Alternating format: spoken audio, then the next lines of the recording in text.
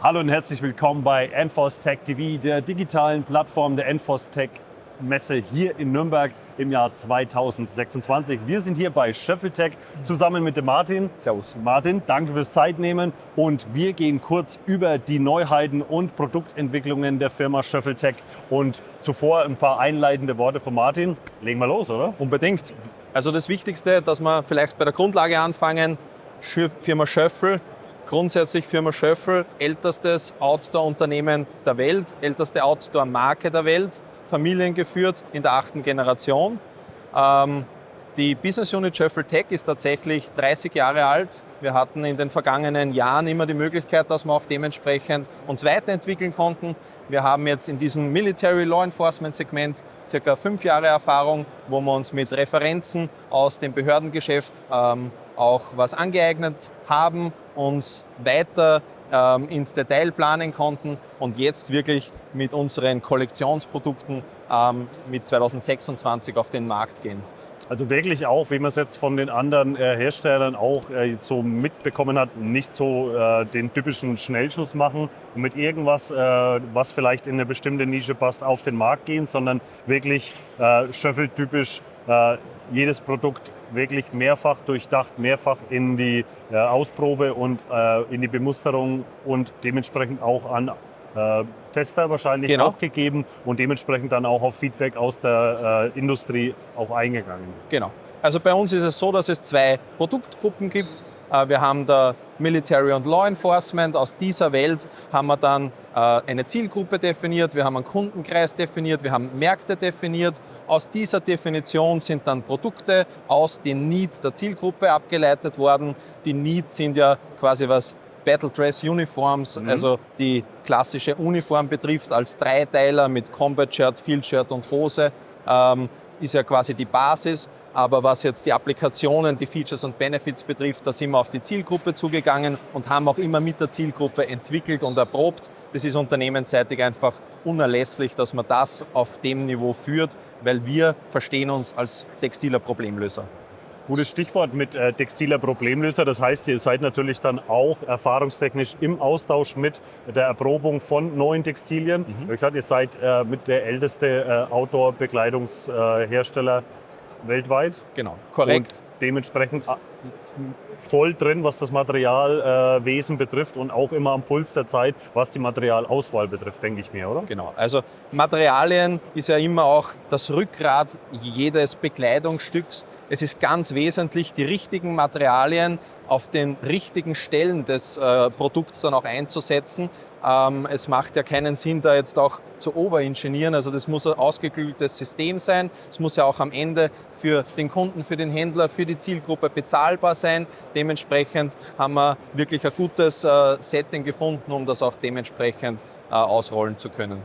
Dann denke ich, haben wir das ganz gut abgepasst. Also was von der Grundidee, von der wir hier sprechen. Dann würde ich sagen, legen wir los und fangen mit den ersten Produkten an. Gern.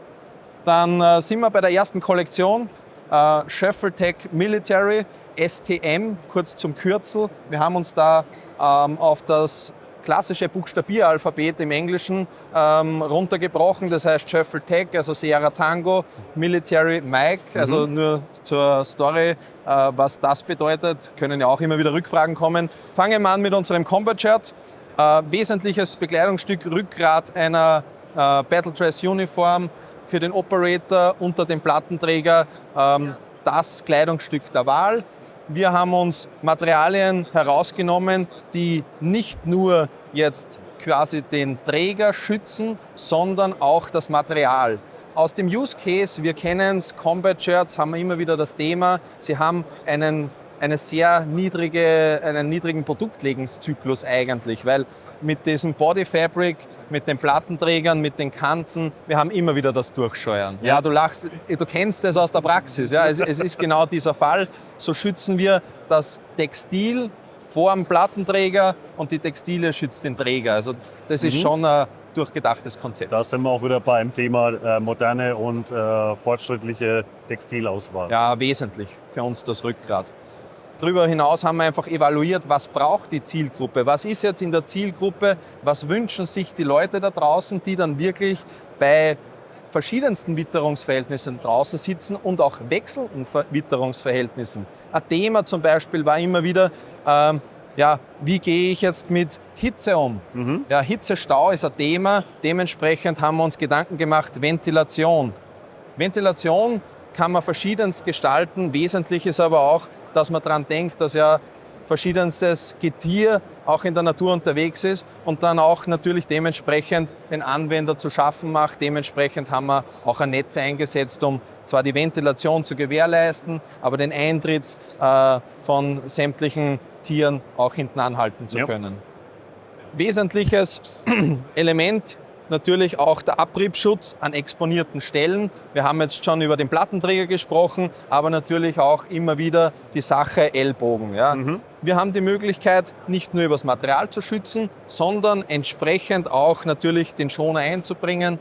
Bei uns funktioniert das sehr einfach. Das heißt, die Schonerlösung ist auch im getragenen Zustand so, dass ich sie nur einbringen kann. Wie man schon sieht, ihr habt hier der Velcro, der das hier schließt, der ist auch wirklich in der Stelle, wo er euch nicht stören wird, sondern wirklich am oberen Ellbogen.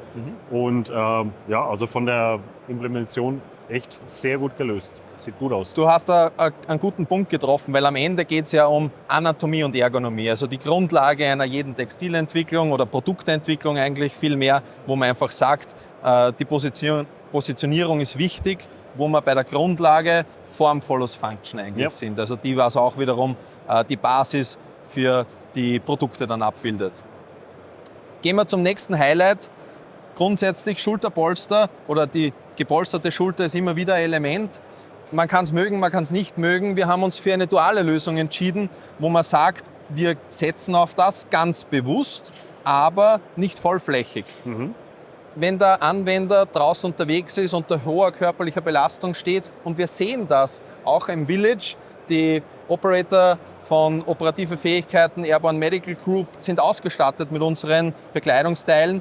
Wenn die dann nach dem Szenario raufkommen, man sieht, dass sich das einfach abprägt, man sieht, dass es auch nass geschwitzt ist, aber was man ganz deutlich sieht bei den Erhöhungen, man sieht, dass es wirklich dunkel eingefärbt ist und man sieht, wie es abtrocknet, wirklich auf den niedrigen Stellen funktioniert, weil einfach dieser, dass der Ventilierung halt einfach da ist, ne? dass der Luftdurchzug einfach stattfinden kann. Auch vielleicht ein wesentlicher Vorteil bei uns, wir haben eine asymmetrische Zip-Funktion. Das heißt, wir haben nicht das Thema, dass man dann immer wieder der Klassiker.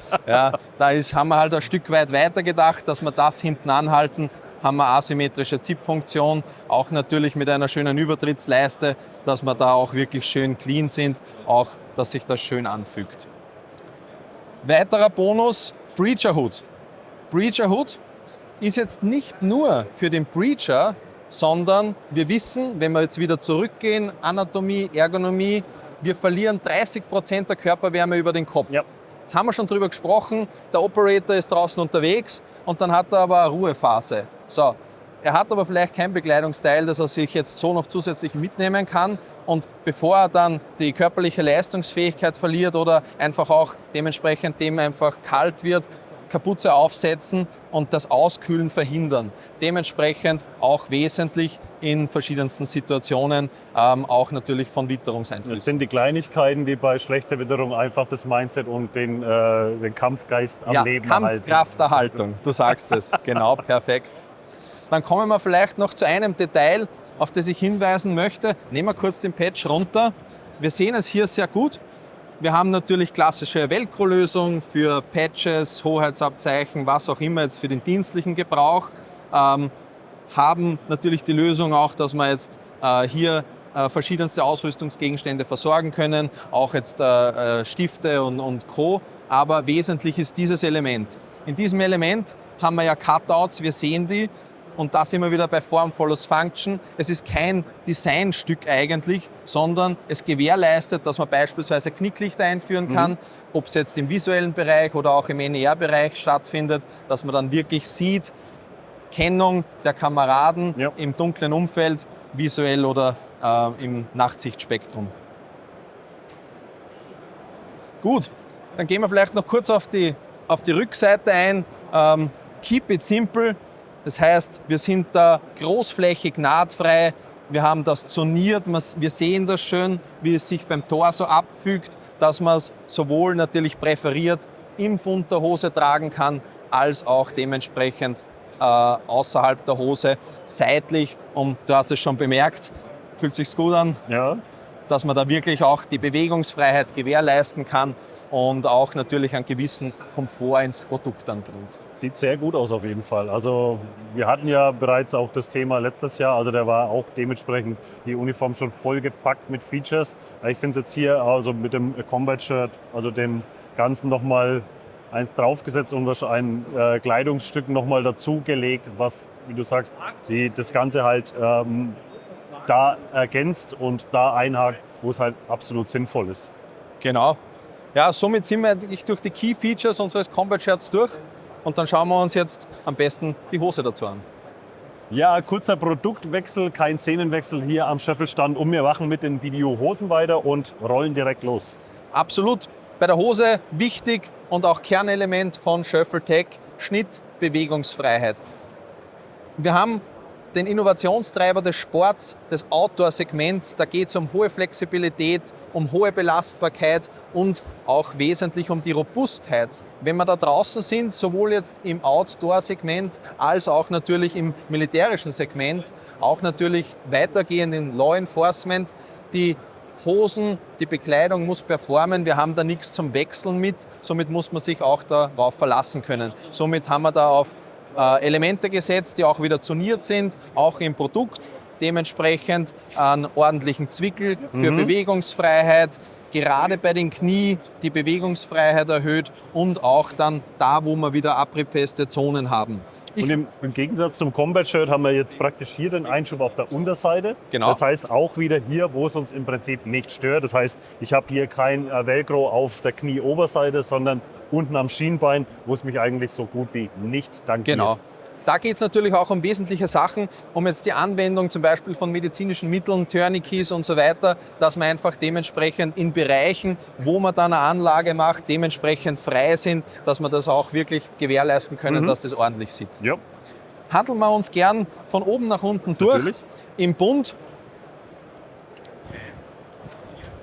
Im Bundbereich ganz wesentlich, wir sehen, es ist immer wieder ein Thema, Auskühlen, also generell dieser Komfortfaktor ist ja trotzdem wesentlich. Wir sollen uns ja auf die Leistung draußen im Feld oder im Einsatz konzentrieren können. Dementsprechend können wir uns nicht um unsere Ausrüstung, Bekleidung kümmern, dass das Shirt nicht herausrutscht. Sehen wir hier diese Beschichtung, die gewährleistet, dass das Combat-Shirt auch wirklich in der Hose bleibt. Ja. Oder nicht unbedingt das Combat-Shirt, aber jetzt so ziemlich jedes Hemd oder Oberteil, das ich praktisch in den Hosenbund einschlage sozusagen. Genau. Und ganz wichtig auch, egal jetzt, wir sind jetzt eben bei den anderen Shirts, Produkten, was auch immer, dass auch das Pilling hinten angehalten wird. Wir kennen das, wir haben vielleicht ein hochwertiges Shirt aus Merino-Wolle oder auch einem anderen Material und wenn ich jetzt hier nichts eingesetzt habe durch die Nähte, durch die Bundlösung, fängt es Reiben an und das ist nicht schön. Ja. Somit haben wir auch hier geschaut, die Materialien dementsprechend zu schützen. Ansonsten klassische Aufnahme, Hosenträger, auch das findet nach wie vor statt, aber so clean, so sleek, dass wir wirklich jetzt nicht das Problem haben, dass es Druckstellen verursacht. Eine Option geschaffen im Prinzip, aber Genau. ohne großes Aufsehen. Und ich kann natürlich auch die Hose so zum Trocknen einmal Perfekt. irgendwo auf einen Haken hängen. Zur Bundlösung, wir sehen es leicht asymmetrisch angeschnitten, hinten leicht höher, was wiederum mit der Ergonomie auch zu tun hat. Der menschliche Körper ist nicht komplett rund oder auch jetzt nicht oval, sondern wir sind ja natürlich dementsprechend vorne zu hinten in der Bundlösung, auch mit Bewegungen, Sitzen, Stehen, Fahrzeugwechsel. Und natürlich auch den Steiß zu schützen, also auch mit dem Ding nach oben zu kommen. Korrekt, genau. Von der Usability, wir haben öffnbare Gürtelschlaufen, dass wir da wirklich auch dementsprechend mit Innerbelt, Outerbelt-Lösungen arbeiten können, können die Hose dementsprechend auch anpassen, was jetzt den Hüftumfang betrifft.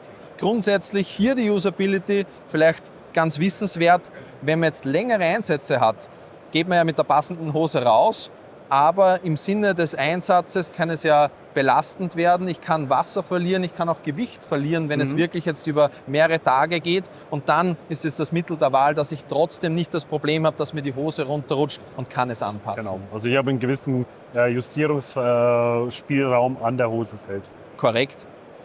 Auch wesentliches Element, wenn wir jetzt hinten schauen, ein Element, das wir jetzt schon bei den Combat Shirts auch gesehen haben, auch hier wieder Komfort fördert, das Padding dreidimensional aufgebaut und auch wesentlich nicht vollflächig, um die Ventilation auch gewährleisten zu können. Wir kennen das, hinten Lendenwirbelbereich ist ja trotzdem eine Schweißzone, wenn man es so sagen möchte, und dementsprechend fördern wir da das Abtrocknen, und alles, was nicht nass ist, kann nicht kalt werden, und wenn dem Anwender nicht kalt ist, dann kann er auch seine Leistungsfähigkeit und die Kampfkraft nicht verlieren. Ganz genau. Klassische Eingriffstaschen.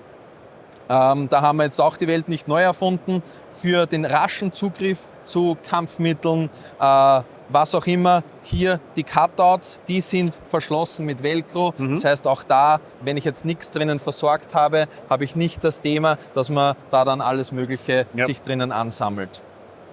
Die Cargo-Taschen, ganz wesentlich, Canadian Buttons, dass das auch wirklich ordentlich funktioniert, dass ich auch mit Handschuhen die Tasche aufbekomme. Und einhändig natürlich auch, ne? Richtig, Also das wesentliches Tool.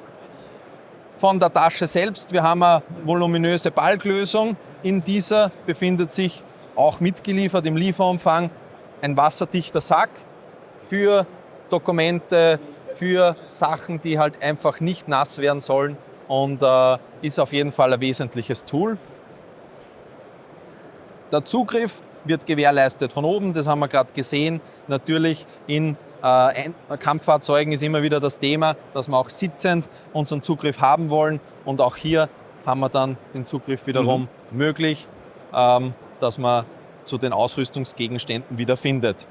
Wenn wir jetzt sehr viel mitnehmen, das kennen wir immer wieder, wir gehen in den Einsatzraum, wir müssen viel versorgen, dann müssen wir dann auch wirklich den Platz dafür schaffen. Auch dafür haben wir uns eine Lösung überlegt. Wir können mit dem Reißverschluss hier wirklich einen Mehrwert kreieren, dass wir mehr Stauraum schaffen. Dementsprechend, wenn wir wieder zurückkommen, das nicht mehr versorgen müssen, wollen, wieder in Kampffahrzeugen sitzen, in Sitzen nicht so viel Platz finden, können wir auch dementsprechend das Ganze wieder versorgen. Und wir sehen schon an der Gängigkeit des Reißverschlusses, ja, dass wir dementsprechend das auch, sage ich mal, von der Usability so gestaltet haben, dass das einfach funktioniert. Ja, und leichtgängig ist auf jeden Fall. Also hat man sehr gut gesehen, und das kennt, denke ich, jeder. Es gibt nichts Schlimmeres wie einen Reißverschluss, der nicht richtig funktioniert. Furchtbar. In einer Stresssituation total unbequem. Ja.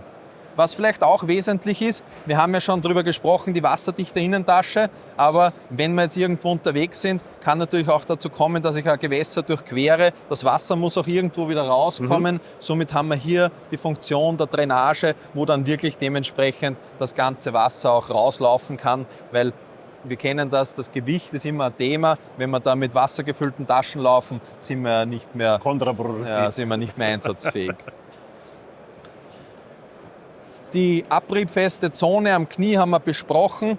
Natürlich den Einschub von unten, dass wir dementsprechend die Usability auch wieder gewährleisten, und auch hier wieder, dass wir dementsprechend auch den Wasserabfluss gewährleisten können, weil der ja natürlich aufgrund der Anatomie nach unten stattfindet. In der Zwischenbeinlösung haben wir hier auch eine abriebfeste Zone. Wir kennen das, wenn die Stiefel voller Dreck sind, gerade auch im sandigen Untergrund vermischt mit Wasser, haben wir immer wieder dieses Thema, dass sich dann dementsprechend die Hosen im Zwischenbeinbereich aufreiben. Dem wollen wir hinten anhalten. Wir wollen, dass unsere Produkte eben sich durch unseren Produktlebenszyklus, der wirklich lang ist, also wir sprechen davon mindestens 3 bis 5 Jahren in Use, also im Daily Use ist auch vielleicht ein wesentliches Thema, und das können wir mit dieser Ausführung auf jeden Fall gewährleisten. Und ihr schafft ja auch wirklich, es ist ja nicht so, dass das jetzt wirklich, jeder denkt immer, das ist abriebfest und dann habe ich irgendwas wie 1000er Cordura, was jetzt mega steif ist oder was in der Richtung. Das habt ihr hier nicht. Ihr habt hier wirklich maximale Flexibilität, sehr leichter Stoff und wirklich eine abriebfeste Fläche und dementsprechend auch die Sicherheit, also auch im Kopf, hey, da kann mir nichts passieren und ich muss trotzdem keine gewichtsmäßige oder komforttechnische Einschränkung Ganz wesentlich. hinnehmen. Ganz wesentlich. Du hast das schön angesprochen, auf das möchte ich noch mal kurz Bezug nehmen. Diese Cordura-Lösung, dieses Nylon ist einfach immer wieder das Thema, das blockiert wiederum den Luftaustausch, also die Ventilation. Hier sind wir in einer atmungsaktiven Zone. Im Zwischenbeinbereich ist jetzt das vielleicht nicht so wesentlich, aber vor allem im Kniebereich. Wir kennen das Auskühlen der Gelenke ist immer wieder ein Thema. Ja. Ich habe eine statische Phase, das ist unangenehm, können wir so gewährleisten, dass es einfach wirklich die Zirkulation aufnimmt und dann auch wirklich im Gelenksbereich dementsprechend stattfinden kann. Dann gehen wir zum Hosenabschluss. So eigentlich sehr clean. Wir haben natürlich dementsprechend die Möglichkeit, das aufs Hosenbein anzupassen. Aber jetzt kommen wir wirklich zu einem Feature, also zu einem guten Feature. Und zwar der innere Abschluss. Was sehen wir jetzt hier? Natürlich aufgrund der Schwerkraft, das Wasser läuft nach unten ab. Jeder, der Gewässer durchquert hat, kennt es. Das steht dann in der Hose. Der Hosenabschluss ist ja nicht immer nur ein Thema, dass man jetzt sagt, ja, das ist jetzt für den Kasernenbetrieb, das ist jetzt für den Innendienst, sondern es hat ja auch den Hintergrund, dass mir jetzt da nicht alle möglichen Tiere einfallen. Dementsprechend habe ich es aber so gestaltet, dass auch bei einer Gewässerdurchquerung das Wasser abfließen kann und ich jetzt nicht die Hose vielleicht in einer Situation, wo ich mich schnell entziehen muss, dann aufhält aufgrund des Gewichts.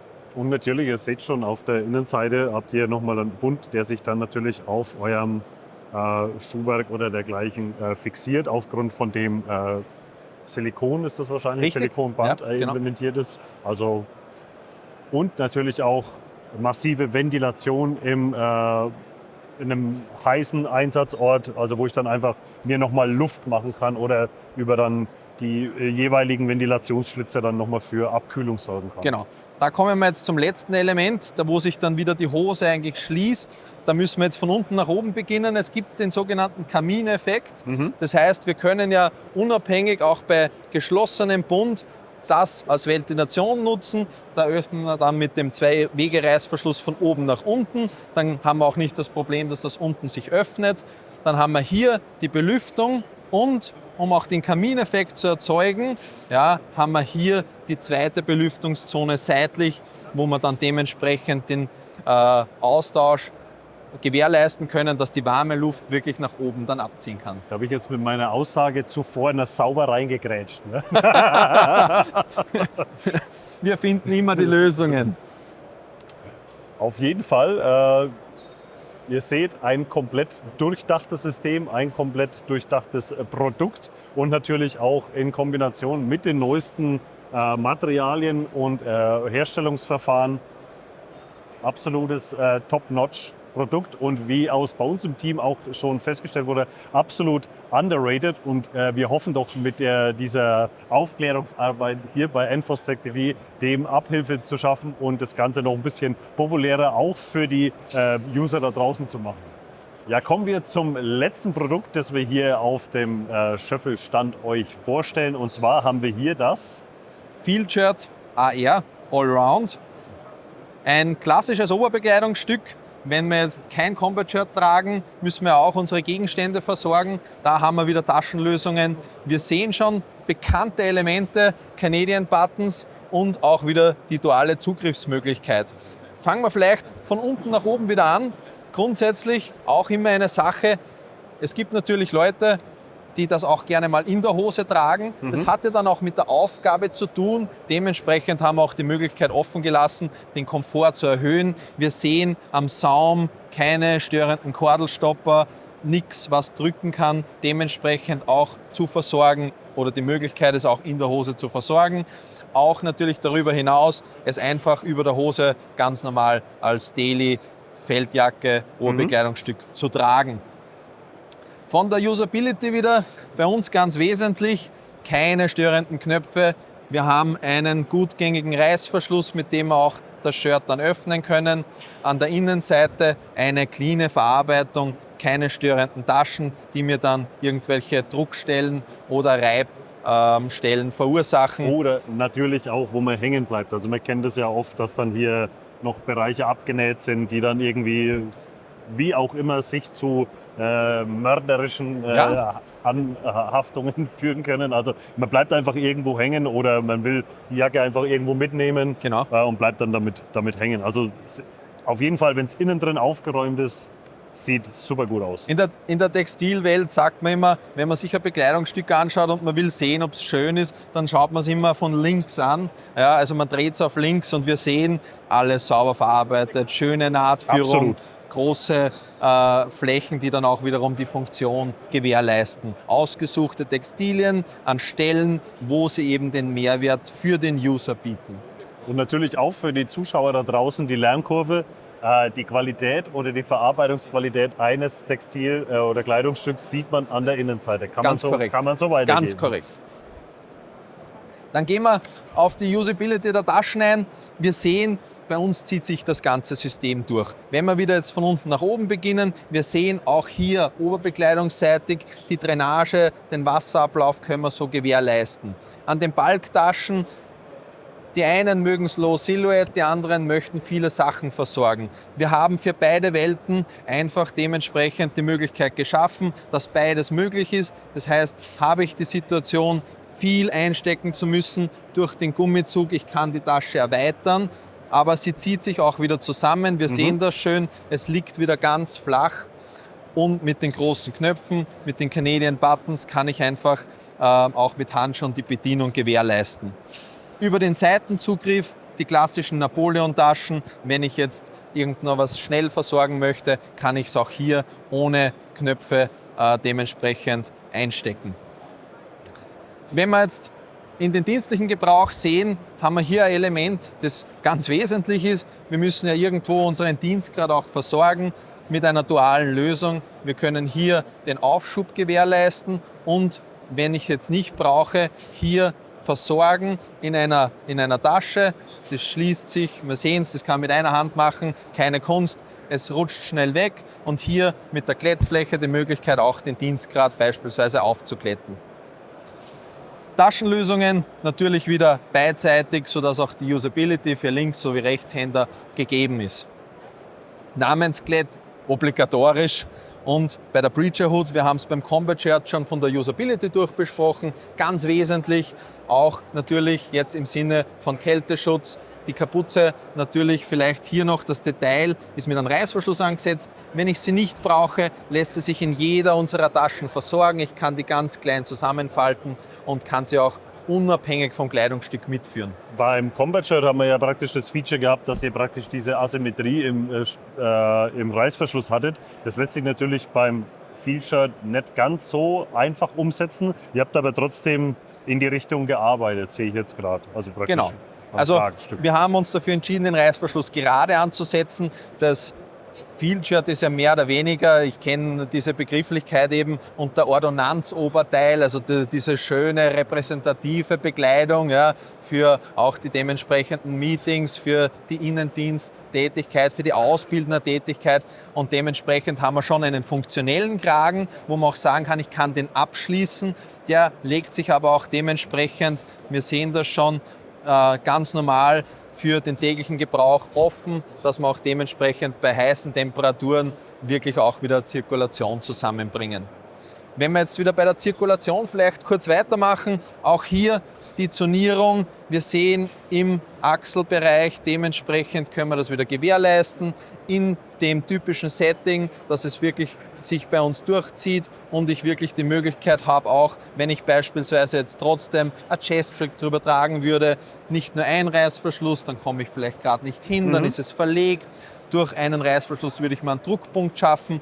Durch unsere Möglichkeit mit 2 Wegen können wir sowohl oben als auch unten das so verschieben, dass es für den Anwender und das Setup des Anwenders individuell gestaltbar ist. Sehr schön. Wenn wir jetzt hier wieder das Material sehen, das liebst du. Ja, hier haben wir das abriebfeste Material. Wiederum auch hier die Möglichkeit mit Schonern zu arbeiten, dass man auch wirklich den Einschub ganz easy gestalten kann und dementsprechend hier auch, wenn wir wieder von der Schwerkraft sprechen, also wir haben ja durchdacht, dass wir dementsprechend den Wasserablauf mit einer Textilöse gewährleisten. Worum geht es da? Sekundärsplittergefahr, alles was Metall ist, beschleunigt, teilweise in den Körper. Das wollen wir nicht haben. Dementsprechend mit der Textilöse die Usability aufgefangen. Ärmelabschluss, vielleicht auch hier noch einmal. Es wird ja immer wieder das Thema, ich stricke mir die Hemdärmel auf, ich habe die warme Jahreszeit. Hier mit dieser Mehrweite, auch an flexiblen Material, kann ich das gewährleisten, dass ich das auch wirklich durchführen kann mit dem Klett, einfach auf den Anwender einstellbar. Und wir sehen schon, wir haben einen sehr breiten Verstellmöglichkeit, dass man auch wirklich für jede Größe und jede Anwendung dann einen Abschluss findet. Das ist tatsächlich ein gutes Stichwort, also mit dem Hemdumschlag. Also ich nehme es jetzt mal aus meiner eigenen Position. Es ist wirklich so, dass du oft bei Hemden das Problem hast, selbst wenn sie aufgeknöpft sind, dass du halt bei also Ende Unterarm einfach Schluss ist, weil du einfach den Platz nicht mehr hast. Und das kannst du eben über das, was der Martin gezeigt hat, nochmal, also durch Flexibilität und natürlich diesen Zwickel, nenne ich es jetzt mal, der hier eingearbeitet ist, also wirklich schön komfortabel nach oben schlagen. Also sehr gut gelöst und sehr, ich sagte immer, ein Spezi von mir, sehr pfiffig. Ja, genau.